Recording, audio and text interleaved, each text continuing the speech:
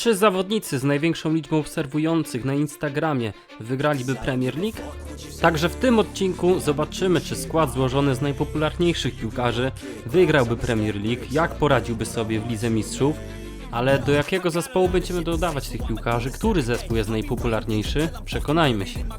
Real Madryt ma najwięcej obserwujących na Instagramie wśród wszystkich klubów piłkarskich, 151 milionów obserwujących, także do tego klubu będziemy dodawać sobie naszych zawodników. Jeżeli chodzi o piłkarzy, to Cristiano Ronaldo ma najwięcej obserwujących, 617 milionów. Króluje w tej klasyfikacji, ale za nim jest Leo Messi, 497 milionów. Na trzecim miejscu mamy Neymara, 218 milionów.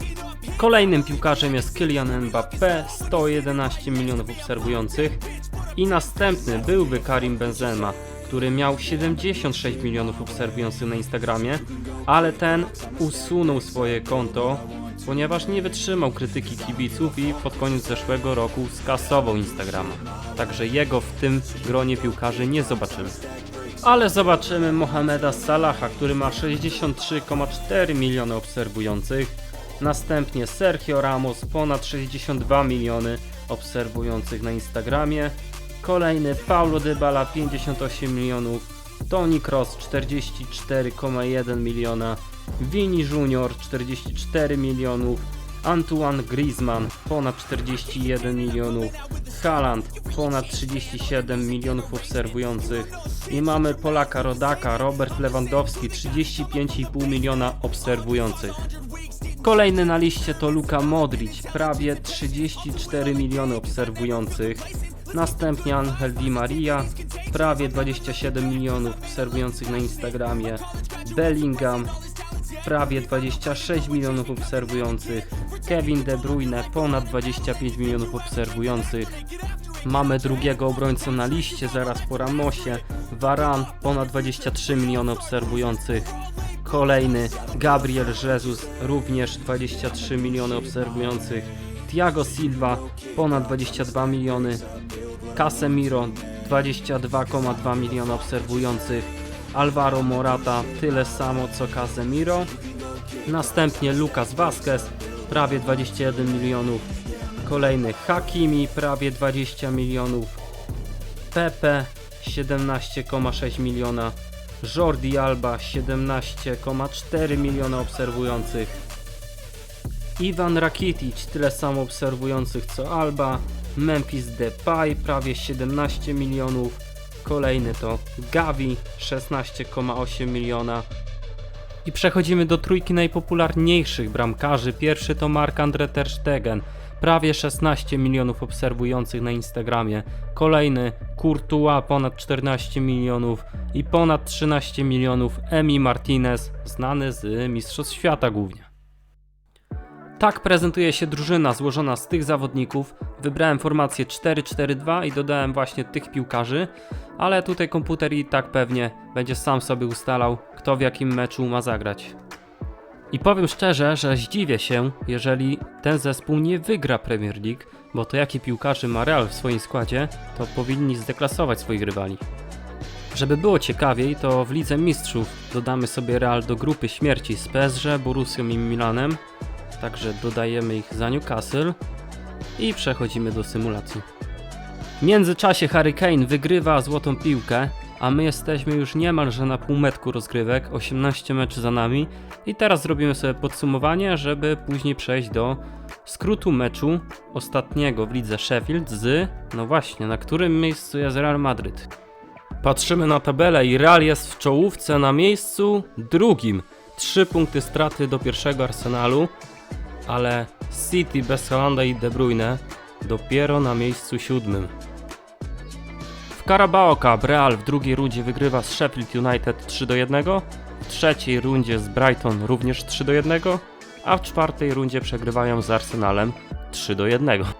W Lidze Mistrzów Real wygrywa grupę śmierci, na pierwszym miejscu właśnie Real Madryt z 1 porażką i 2 remisami, drugie miejsce AC Milan, trzecie PSG, czwarta Borussia, a w 1/8 zmierzą się z portugalską Bragą. Zobaczmy na statystyki piłkarzy w Premier League i widzimy tutaj, że Courtois jest podstawowym bramkarzem, gra w każdym meczu. Dalej Mbappé, Haaland, dwóch najlepszych zawodników ze składu. Kolejno Kevin De Bruyne, też 18 meczy, Messi, Neymar, Pepe i Jordi Alba. A więc przechodzimy do meczu ostatniego w lidze Sheffield United z wiceliderem obecnym Realem Madryt. Pierwsza akcja gospodarzy i strzał Archera, ale Courtois na rzut rożny. Gospodarze ruszają z kontratakiem, groźna akcja, jak to się rozwinie, strzał Seriki i po raz kolejny Courtois. Końcówka pierwszej połowy, Neymar przy piłce, wbiega w pole karne, drybluje i dobrze obrona Sheffield. Haaland przy piłce, zagrywa do Lewandowskiego, Lewandowski z powrotem do Haalanda, ten odgrywa do lewego, a lewy w pole karne zagrywa do Neymara, który umieszcza piłkę w bramce. 1-0 dla Realu Madryt.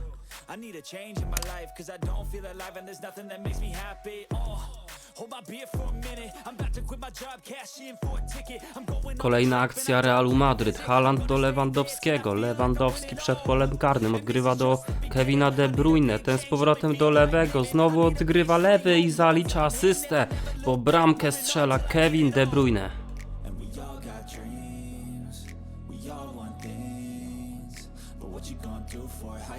Gospodarze atakują kapitalnie, Archer mija linię obrony, biega w pole karne, strzela i Courtois po raz kolejny broni. Dośrodkowanie z rzutu rożnego i słupek ratuje Real Madryt, ale z tej akcji może jeszcze coś wyniknąć, zobaczmy. Piłka zagrana do Archera, ten strzela i broni bramkarz Realu po raz kolejny. Sheffield szuka gola kontaktowego, kapitalne zagranie w pole karne do Hammera, ale Courtois dzisiaj jest w kapitalnej dyspozycji. 90 minuta meczu, Archer mija Ramosa, strzela na bramkę, ale był faulowany i kto by się spodziewał, że Sergio Ramos obejrzy czerwoną kartkę.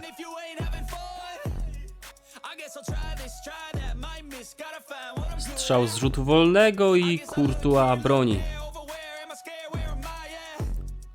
Gospodarze próbowali jeszcze z rzutu rożnego, lecz wiadomo co z tego wynikło.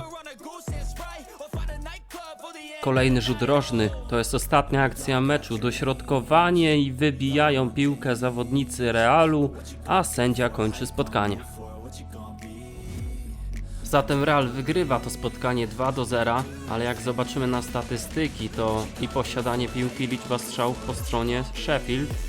Real tylko 2 strzały, ale widocznie to wystarczyło. I zarząd podjął decyzję o naszym zwolnieniu z posady menadżera Sheffield. Sam nie wiem o co mi chodzi, przecież wcale nam to źle nie szło. Ale na szczęście dostajemy ofertę klubu z Premier League, także dalej będziemy mogli śledzić poczynania Realu Madryt. Została zaprezentowana drużyna roku, lecz nie ma w niej ani jednego piłkarza Realu Madryt. Przenosimy się na prawie sam koniec sezonu i patrzymy, na którym miejscu jest Real Madryt, a Real jest na miejscu pierwszym z 1 punktem przewagi nad drugim Arsenalem oraz mają 1 mecz zaległy, także 4 kolejki zostało do końca sezonu. Zobaczymy, czy uda im się wygrać Premier League już w pierwszym sezonie. 38 kolejek za nami, ale najważniejsze jest to, na którym miejscu jest Real Madryt. Arsenal na 3. miejscu, a więc Real zdobył mistrzostwo już w pierwszym sezonie. 6 punktów przewagi nad drugim Liverpoolem, tylko 3 porażki w całym sezonie. Alvarez zostaje królem strzelców rozgrywek, Haaland na 4. miejscu, 19 bramek zdobytych przez Norwega i Haaland jest również wysoko pod względem liczby asyst, bo na 2. miejscu zaliczył 9 asyst, a Courtois na 4. miejscu pod względem czystych kąt. W FA Cup Real w 3. rundzie w pierwszym meczu remisuje z Wolverhampton 1-1, w rewanżu wygrywają 2-1, następnie 4. runda pokonują Liverpool 0-1, później Tottenham po karnych 6-5, w ćwierćfinale wygrywają 3-1, w półfinale 3-2, a w finale z Newcastle wygrywają 2-1 i zdobywają trofeum FA Cup. W Lidze Mistrzów oczywiście Real na pierwszym miejscu w grupie, w 1/8 wygrywają z Bragą, w ćwierćfinale pokonują 3-5 w dwumeczu Lipsk, w półfinale eliminują City, w dwumeczu wygrywają 2-0, a w finale z Benficą wygrywają 2-1 i zdobywają Ligę Mistrzów w pierwszym sezonie, także potrójna korona. Haaland zostaje drugim najlepszym strzelcem w tym sezonie Ligi Mistrzów, 8 bramek na koncie Norwega.